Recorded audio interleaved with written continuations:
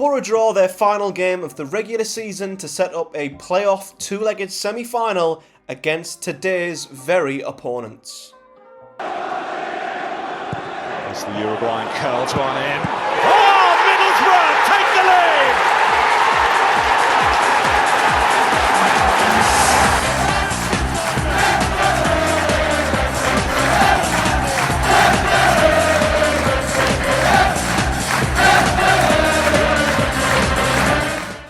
What is up, guys? Matthew here. Welcome back to another episode of Project Boro. Today we're looking at Boro's final game of the regular season, which was at home to Coventry City. Now, at this point, of course, Boro had already sealed the playoff spot. That was done weeks ago. We've had now 3 games, essentially, where we've had near enough nothing to play for, but we were having a huge effect on the playoff battle around us or beneath us today, as of course 5th and 6th was still right up for grabs. You had Coventry, Millwall, Blackburn, Sunderland and West Brom all fighting out for 2 positions, and after this draw it meant that Coventry held on to 5th place despite Millwall's absolute bottle job at the Den when they gave up a 3-1 lead to lose 4-3 to Blackburn, and Sunderland, our North East rivals, managed to beat Preston and sneak into 6th on the final day, which means that this draw essentially has set up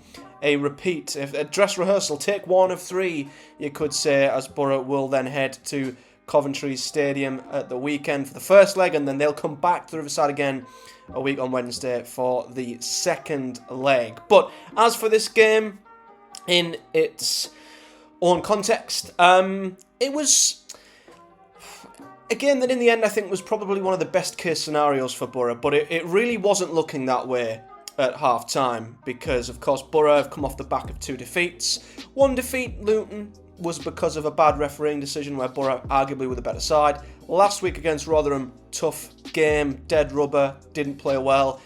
I said last week we needed to get something from this game, so we had something to carry into the playoffs. You know, the last 2 games you could write off as dead rubbers that don't really mean anything.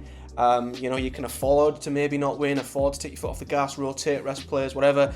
This was a game where Boro had to put in a performance, get a good result, and take something into the playoffs. Because as much as there's the argument, is momentum important, is form important, is it not? I mean, it is, but it's not the be-all and end-all. So I wasn't desperate for Boro to absolutely wallop Coventry 4-0 here, because our playoff hopes would suddenly dash and falter because we hadn't beaten them. But I did want us to take something in, and we probably just about have done. But it didn't look that way in the first half because Coventry started unbelievably well.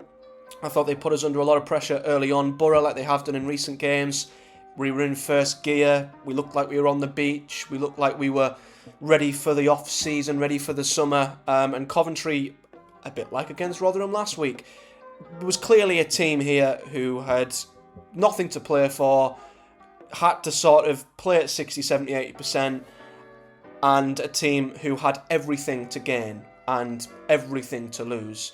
So it was very much like last week, and that's, like I said last week, that's the luxury, but I guess maybe the slight negative of wrapping things up as soon as we did in terms of the playoffs. You can have a couple of games where you just sort of get into a bit of a comfort zone, and we were like that first half. We weren't great at all. Coventry with a better side, especially in the first few minutes. They forced a couple of saves out of Zach Steffen, had some really good opportunities, and did eventually take the lead on 22 minutes, and it all came from another error from Tommy Smith, a bit like last week. He's the one who gave the ball away on the right-hand side. He tried to play the same pass twice, which baffled me. He tried to play it once, it ricocheted off the defender, fair enough. Turn, play it back.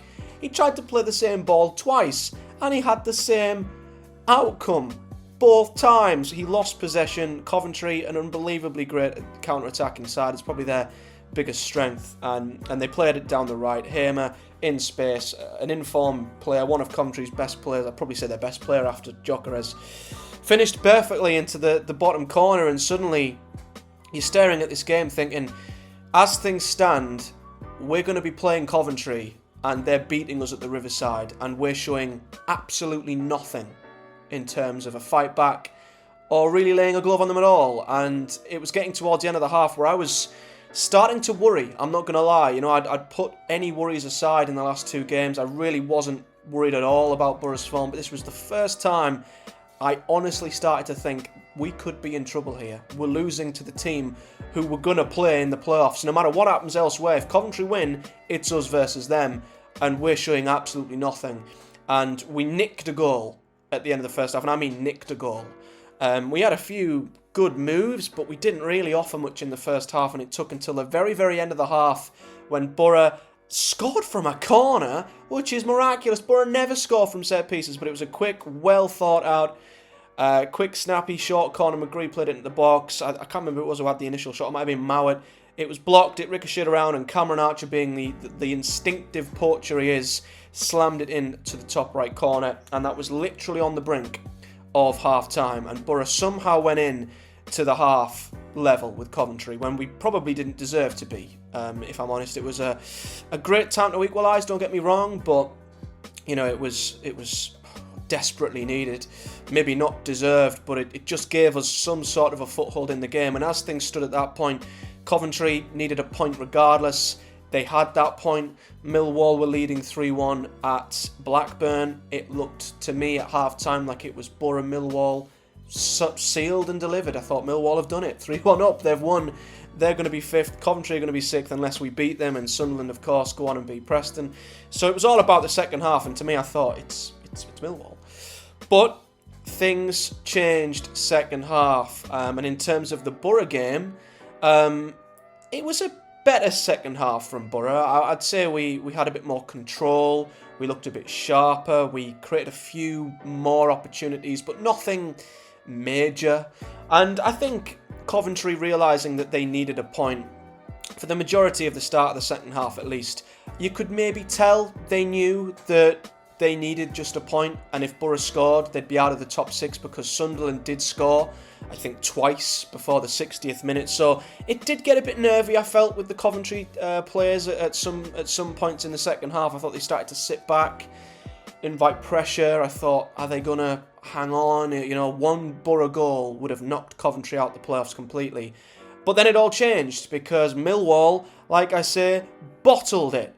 Absolutely bottled it. They bottled a 3-1 lead. They went level with Blackburn 3 each and then went behind. And after that, the Coventry fans were celebrating. And you could sense the relief from their end.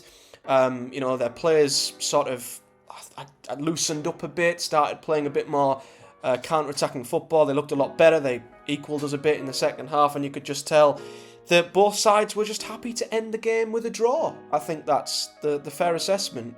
Because in Coventry's eyes, even if we'd have beat them, Millwall losing meant that Coventry couldn't drop out the top 6. It was just a case of, would Boro play Coventry or Sunderland? Because Sunderland were winning 3-0 at this point and were 6th. If Boro get a goal and drop Coventry down to 6th, it would have been a Tees-Weir derby semi-final. And I've got to be honest, in the last 10 minutes of this match, when I realised that Millwall weren't going to win, they were out the playoffs, and I knew it was either Sunderland or Coventry, I was desperate for Boro to not score a winner, because I just thought, out of the two, as the game went on, I grew on in confidence in terms of Boro going up against this Coventry side over 2 legs, but Sunderland, I wanted to avoid like the plague, because one, it would be a derby game, which just, it's a cliche, form goes out the window in a derby. It does. There's a degree of truth to that, but I would not want to go to the Stadium of Light in a first leg. They're in unbelievable form right now, Sunderland. I think they're the 3rd most informed side in the division. Tony Mowbray, a big Boro fan, goes to near enough every game he can attend and knows our side inside out. His record against us is incredible. So I thought Sunderland would probably be the worst case scenario for Boro in the playoff semi-final. So I was begging for Boro not to score a winner. And thankfully we didn't. Like I say, both sides I think were happy to just end the game 1 each. I still think there was definitely a degree of Boro not wanting to risk injuries, not wanting to push too hard. That was still the case here, but Carrick, did put out a strong side. And I would say second half, we were more of ourselves. We were more of the fast, fluent, possession-based Boro. I think we had 73% possession, the most in the league this weekend. We just looked a lot sharper, a lot better.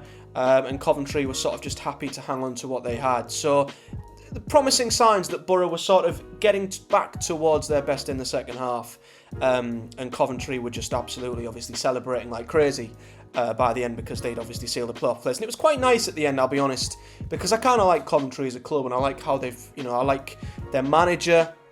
They've done exceptionally well over the years, despite so many horrible off-field issues. Mark Robbins has done unbelievably well with this team to continually have them progressing year on year. So it was nice to see them celebrate at the end of the game.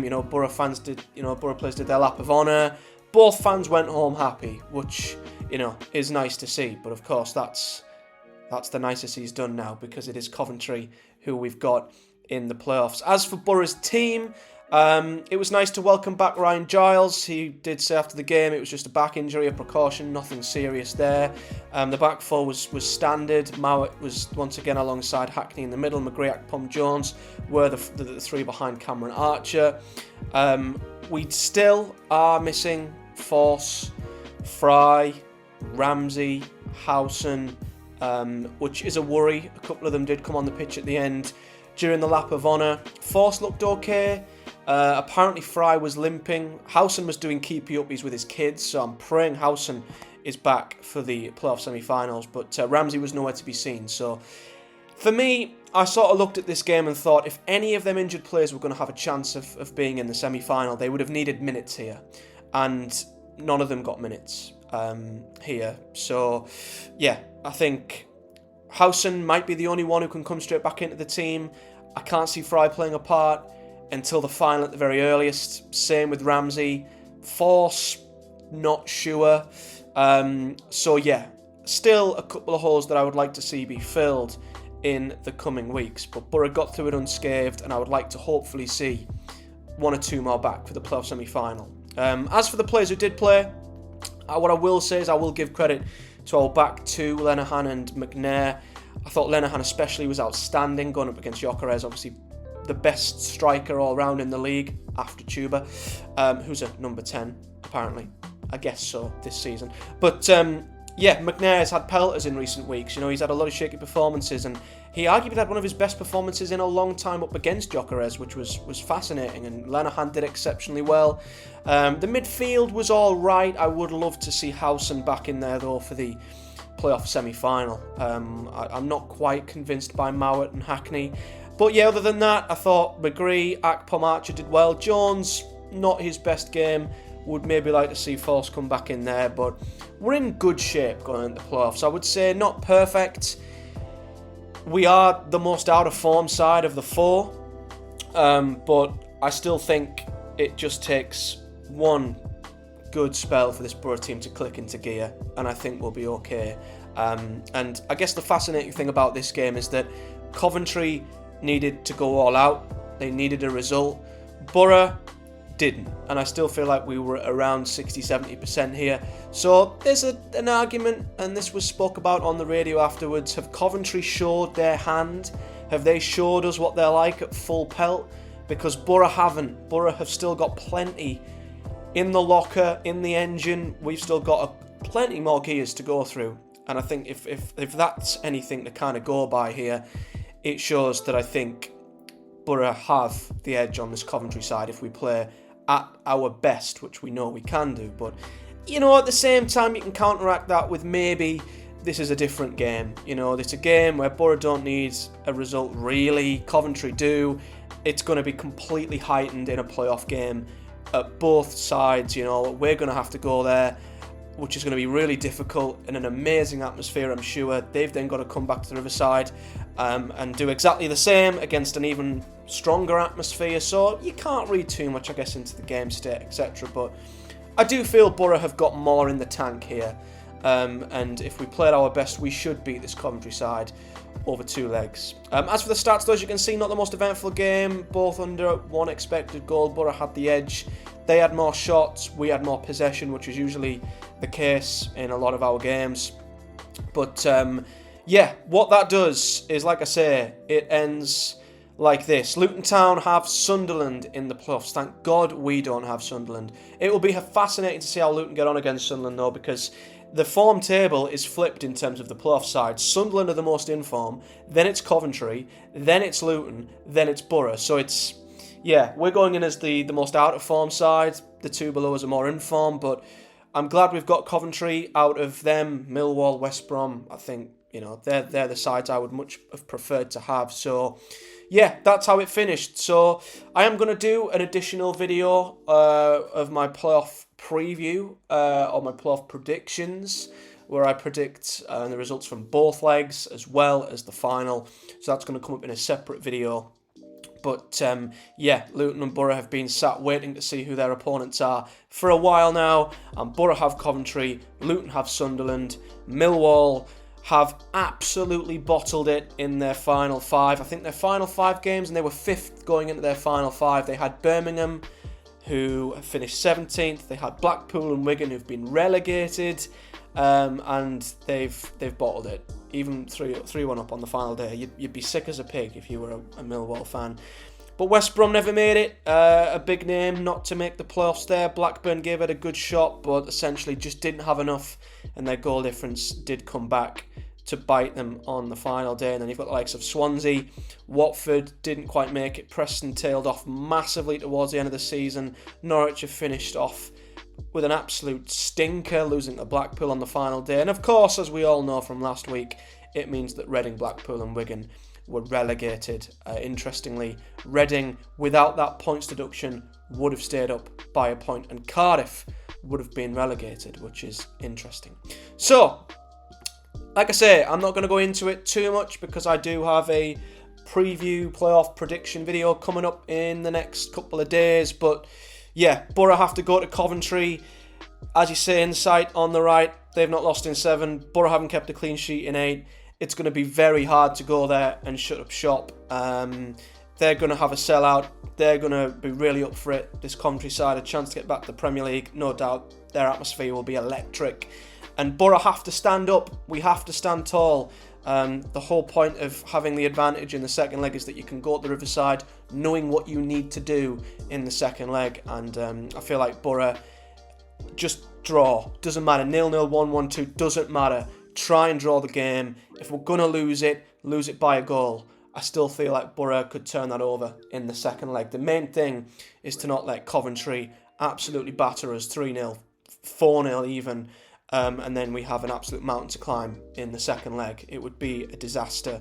So yeah, Boro have to go there, have to stay strong, have to be very resilient, very defensively resolute, and fingers crossed we take something back to the Riverside so the following Wednesday we know exactly what we need, because at home I strongly believe under a sellout, under the lights, sellout crowd right up for it, Boro side who can finally let the shackles off because they've clearly, you know, took their foot off in recent weeks so that they were ready for the playoffs. We can finally attack them full force now, and fingers crossed we can head into the second leg in good shape. But yeah, I will reveal my predictions for the playoffs as well as the Sunderland-Luton playoff semi-final in a separate video, but I'll be back with the next episode of Project Boro, where we will be looking back to the first leg with everything crossed we take something from the game. If you want further analysis on today's game, do check out the Boro Breakdown podcast. I do creative for that very podcast, and I am going to actually be a guest on their podcast over the next 2 playoff first and second legs. I'm going to be sitting in for Johnny, which is a huge honour and a bit of pressure, but I've been asked to sit in as the third man for that, or them 2 podcasts, which is exciting. So you'll get to see me on there as well. So please do subscribe to the Boro Breakdown podcast if you haven't already. They're the best Boro pundits, fans, people out there. But as for me, thanks for watching, guys. Do hit the like button if you've enjoyed it. Subscribe for more and hit the bell too so you never miss an upload. Comment below with your thoughts, as always, on today's game. Whether you're a Coventry fan, whether you're a Sunderland, Luton fan, or anyone else, your thoughts on this game, the playoffs, and what you think will happen, and your predictions. But until then, a big thank you for watching, guys. I'll see you all next time. Up the Boro.